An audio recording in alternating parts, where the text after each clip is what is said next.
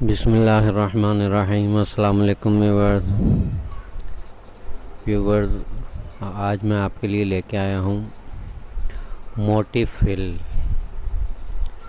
Stitches के जो effect हैं। हमारी वो सीरीज़ चल रही है और इसमें एक इफ़ेक्ट होता है मोटिव फिल के नाम से। तो आइए देखते हैं इस पे कैसे वर्किंग होती है। सबसे पहले हम एक ऑब्जेक्ट बना लेंगे जिसके अंदर इसको हम अप्लाई कर सकें। तो इनपुट ए से मैंने एक ऑब्जेक्ट बना लिया और अब इसके अंदर मोटिव फिल अप्लाई करते हैं हम।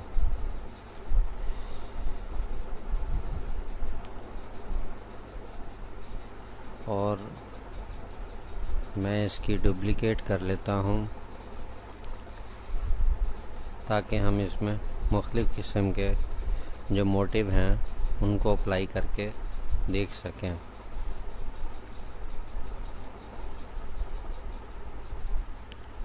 और आज हम इंशाल्लाह देखेंगे इसमें कि अगर हम अपना मोटिव भी बना के इसमें लगाना चाहें तो वो कैसे लगा सकते हैं।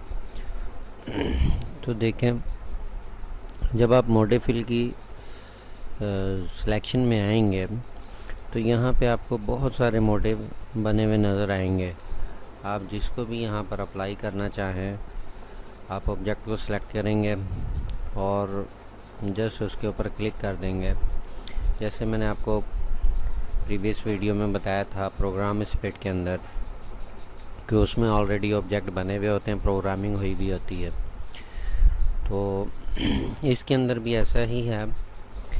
उसमें और इसमें फ़र्क ये है कि उसमें आप स्टिच वैल्यू की स्पेसिंग जो है वो कम और ज़्यादा कर सकते हैं, लेकिन मोटिव फिल के अंदर आप ये नहीं कर सकते। मुख्तलिफ़ किस्म के ऑब्जेक्ट देखते हैं इसमें आपको डिफ़ॉल्ट के अंदर बहुत सारे ऑब्जेक्ट मिल जाएंगे जो आप अपनी डिज़ाइनिंग के अंदर यूज़ कर सकते हैं। और इसी में ही आपको इसको मैं थोड़ा सा और बड़ा कर लेता हूँ।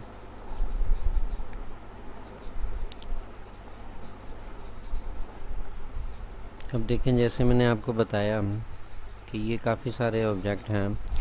अब ये जो ऑब्जेक्ट हैं ये सिंगल मोटिव एक फ़ोल्डर बना हुआ है डिफ़ॉल्ट के अंदर, उसके अंदर ये मौजूद है। इसी तरह इसमें डिफ़ॉल्ट में 3 फ़ोल्डर बने हुए होते हैं।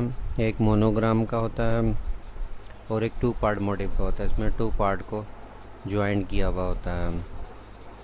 और इसी तरह ये जब आप 2 पार्ट में आएंगे, यहाँ पे भी आपको काफ़ी सारे ऑब्जेक्ट बने हुए डिफ़ॉल्ट के अंदर मिल जाएंगे। और मोनोग्राम के अंदर भी आपको बड़े ऑब्जेक्ट यानी कि 3 या 4 ऑब्जेक्ट से मिला हुआ जो एक डिज़ाइन होगा वो आपको मिल जाएगा। और ये आप अपना भी क्रिएट कर सकते हैं। मोटिव फिल में मोटिव फिल का जो सा आपका इफ़ेक्ट है, इसमें आप अपनी मर्ज़ी का भी कोई ऑब्जेक्ट फिल कर सकते हैं। मिसाल के तौर पर मैं एक पत्ती बना लेता हूँ।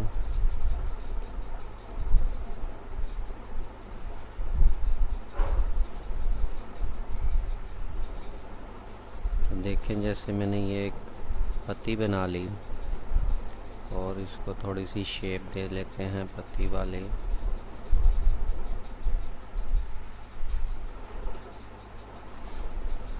तो देखें, जैसे ये पत्ती बन गई। अब मैं क्या चाहता हूँ कि ये जो पत्ती है ये मेरी इस ऑब्जेक्ट के अंदर अप्लाई हो जाए। तो उसके लिए मुझे सबसे पहले इसका एक मोटिव बनाना पड़ेगा, क्रिएट करना पड़ेगा। जैसे आपको यहाँ पर डिफ़ॉल्ट में तैयार हुए मिल रहे हैं, इसी तरह आप अपना भी क्रिएट कर सकते हैं। वो किस तरह करते हैं ये देखते हैं। सबसे पहले मैं ये चाहता हूँ कि ये पत्ती रिपीट में चले कॉलम वाइज और रो वाइज। और ये कितनी स्पेस के बाद चले, मैं इसकी एक और डुप्लिकेट कर लेता हूँ। मैं ये चाहता हूँ कि ये इतनी स्पेस के बाद यहाँ पर चले, नेक्स्ट जो है यहाँ पर चले। तो मैं यहाँ पे एक गाइडर लगा लेता हूँ और उसके बाद इसको मैं डिलीट कर लेता हूँ। अब मैं चाहता हूँ कि ये पत्ती यहाँ से लेकर यहाँ तक चले और दूसरी पत्ती यहाँ से स्टार्ट हो जाए। तो मैं कैसे मोटिव क्रिएट करूँगा, सिलेक्शन में लेके आएंगे इसको, सबसे पहले ऑब्जेक्ट को सिलेक्ट करेंगे और स्पेशल में आएंगे। ऊपर आपको मोटिव की ऑप्शन नज़र आएगी, उसमें आप मेक में जाएंगे। तो जैसे मैंने आपको बताया था कि डिफ़ॉल्ट में इसके 3 फ़ोल्डर होते हैं। आप यहाँ पे अपना किसी भी नाम से फ़ोल्डर बना सकते हैं न्यू में जाके। तो मैंने ऑलरेडी E2 के नाम से भी एक फ़ोल्डर बनाया हुआ है और ताहिर के नाम से भी एक फ़ोल्डर, अपने नाम से भी एक फ़ोल्डर बनाया हुआ है। तो मैं ये E2 में जाऊँगा और यहाँ पर जो मैं मोटिव का नाम रखना चाहता हूँ वो मैं रखूँगा। मैं इसका नाम रखता हूँ, फ़र्ज़ करें 1 2 3 रख लेते हैं। इसका मैंने 1 2 3 नाम रख लिया और इसको ओके करेंगे। अब ये आपसे पूछेगा डिजिटाइज फर्स्ट रेफरेंस पॉइंट, आप कहाँ से इसको स्टार्ट करना चाहते हैं। तो जैसे ही मैं एक क्लिक करूँगा उसके बाद ये पूछेगा सेकंड रेफरेंस पॉइंट बताएं। तो मैं जितनी दूर इसको रखना चाहता हूँ वो सेकंड इसका डिजिटाइज रेफरेंस पॉइंट दे दूँगा। अब ये देखें ये मोटिव क्रिएट हो गया है। अब मैं इसको कहीं पर भी यूज़ कर सकता हूँ। तो देखें मैंने E2 के फ़ोल्डर के अंदर 1 2 3 के नाम से एक ऑब्जेक्ट बनाया था, तो वो यहाँ पर अप्लाई हो चुका है। और इसी तरीके से अब देखें ये काम तो हमारा प्रोग्राम स्प्लिट भी कर रही थी, लेकिन प्रोग्राम स्प्लिट में और मोटिव फिल में फ़र्क ये है कि आप मोटिव फिल में अपना कोई भी जो है मोटिव बनाकर उसको डिज़ाइनिंग के अंदर अप्लाई कर सकते हैं। अब दूसरा फ़र्क ये है इसमें कि इसकी जो स्टिच की वैल्यू की स्पेसिंग है, जैसे मैंने आपको प्रीवियस वीडियो में बताया था प्रोग्राम स्प्लिट के अंदर कि उसमें हम उसकी स्टिचेस की वैल्यू की स्पेसिंग को हम लोग चेंज कर सकते हैं, कम और ज़्यादा कर सकते हैं, लेकिन मोटिव फिल में नहीं कर सकते। जो मोटिव हमने बनाया होगा हम उसी को अप्लाई कर सकते हैं और जितनी स्पेसिंग के साथ बनाया होगा उसी को अप्लाई कर सकते हैं। अब देखें जैसे अगर मैं इसकी स्टिच देखूं प्रोसेस में जा कर के कितनी है, तो देखें इसकी 113 स्टिचें हैं ये एक पत्ती की, और इसकी टोटल देखें तो ये 2201 आ रही है, तकरीबन 2200 है। अब मैंने मोटिव जो बनाया और डिज़ाइन में अप्लाई किया, मेरे अगर डिज़ाइन की स्टिच ज़्यादा हो गई तो मैं इसको कम नहीं कर सकता। उसके लिए क्या करना पड़ेगा, कम करने के लिए कि मुझे एक और मोटिव बनाना पड़ेगा। तो मैं इसकी डुप्लिकेट करता हूँ। अब देखें जैसे इसकी स्टिच है 113 स्टिचें हैं इस पत्ती की। अब मैं इसकी स्पेसिंग जो है कम करूँगा स्टिचेस वैल्यू की, और इसको मैं कर लेता हूँ 0.60 पर।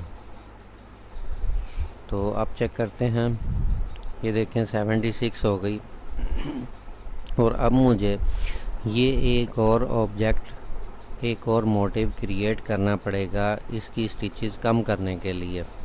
इसको मैं थोड़ा नीचे ले आता हूँ और इसको भी कॉपी कर लेते हैं हम और यहाँ पर रख लेते हैं। और अब मुझे एक और मोटिव बनाना पड़ेगा मोटिव फिल के अंदर कि जिसमें मैं इसकी स्टिचेस कम कर सकूं। तो हम दोबारा से स्पेशल में जाएंगे सिलेक्शन के बाद और मेक ए मोटिव में जाएंगे, और यहाँ पर मैं 456 के नाम से एक ऑब्जेक्ट क्रिएट कर लेता हूँ और इसको डिजिटाइज पॉइंट दे देता हूँ। तो ये मेरा मोटिव 4 5 6 हैज़ बिन क्रिएटेड।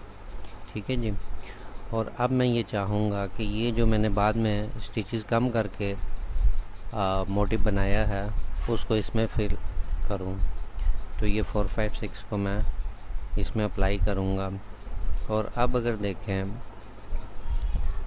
इसकी देखें 2200 स्टिचें आ रही हैं और जो हमने कम की हैं उसकी देखें 1353 स्टिचें आ रही हैं।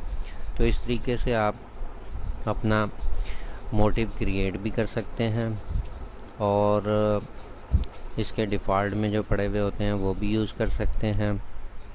और उसकी स्टिच वैल्यूज़ को कम और ज़्यादा करने के लिए आपको एक नया मोटिव बनाना पड़ेगा।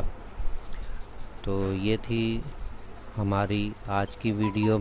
और इसमें एक और चीज़ बताता चलूँ कि जैसे देखें कि ये मैंने एक ऑब्जेक्ट बनाया और इसमें अब इसकी मैं एक और कॉपी ले लूँ।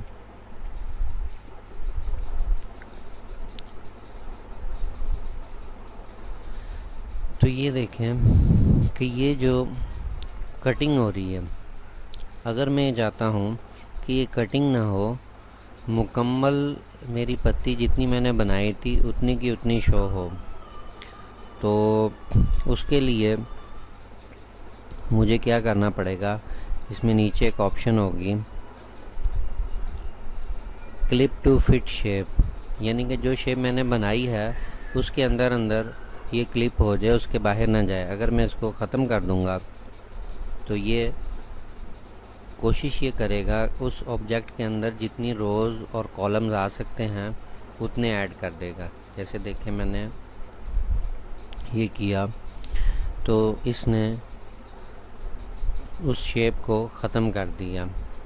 और अगर मैं इसको इसके अंदर अंदर रखना चाहता हूँ तो मैं स्केल टू फिट और क्लिप,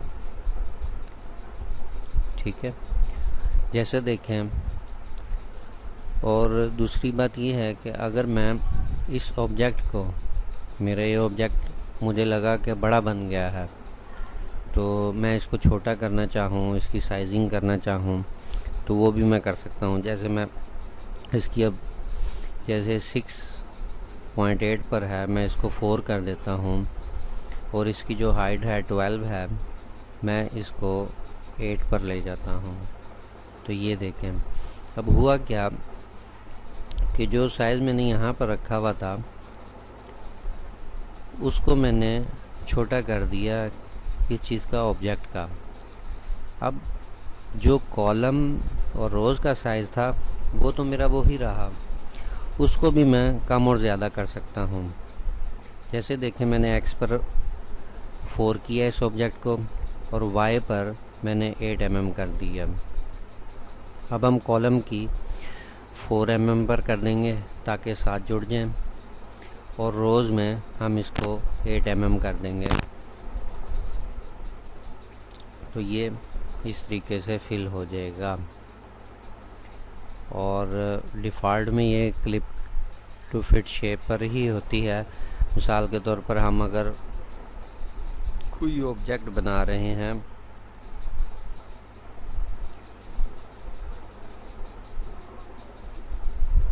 इस टाइप का,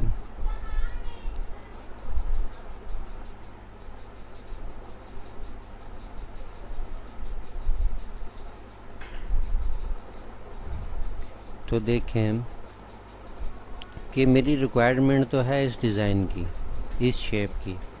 तो जब मैं उस पर अप्लाई करूँगा, इसको मैं कॉम्प्लेक्स फिल से फिल कर लेता हूँ और इसके अंदर मैं मोटे फिल को अप्लाई कर लूँगा। और जो मैंने डिज़ाइन बनाया है E2 के अंदर 4 5 6 के नाम से बनाया, अब देखें वो ऑटोमेटिकली उस शेप के अंदर उसको ले आएगा जो शेप मैंने क्रिएट करी हुई होगी। तो दोस्तों ये था आज मोटे फिल के हवाले से।